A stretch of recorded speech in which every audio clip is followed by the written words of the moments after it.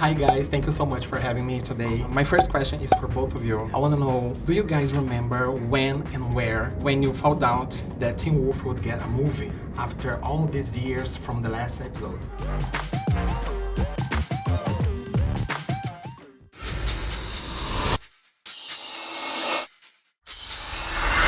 Something brought them back. The breach on the floor is pretty unstable. I have someone who has a special talent for these kinds of things. We call him the Alpha. Right, like a dog. No, like a wolf. Yeah, I was having a really shit day, a shit month actually, and I was on the floor of my friend's house in a pretty sad place, and then I got a text from Jeff, and everything's changed since then.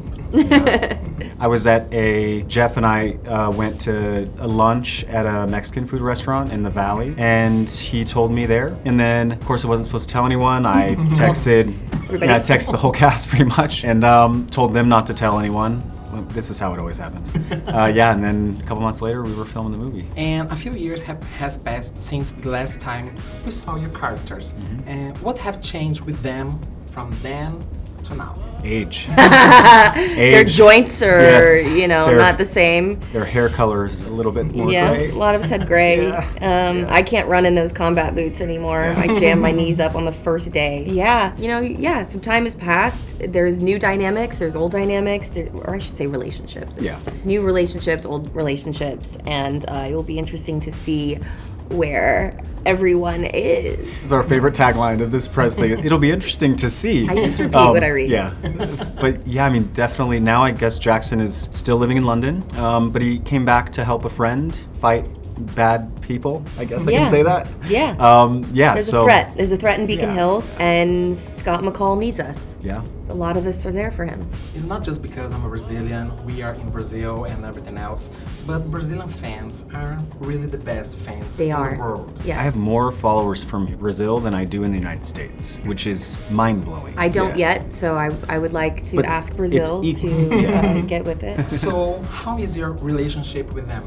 They're everything. It's incredible. They've been around from the beginning, or at least my beginning. Have they been around from the beginning from for you? From the beginning, but it's also, there's no judgment, I think, from Brazilian fans. It's not, I've, had some different paths my life has taken me, and I've been very vulnerable about it, and they've been there throughout it all, and I don't feel like there's ever been, obviously there has been with other different fandoms from different countries, but I think with Brazil it's always just been love, and I think that you feel that, so, yeah.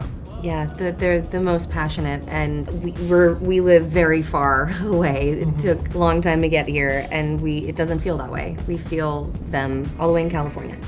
Like home. Yeah. Yeah. This better be home soon, because I want to live here. We're moving to Rio. Gosh, we're gonna move in with Rodrigo. And our handler Chris. Yeah.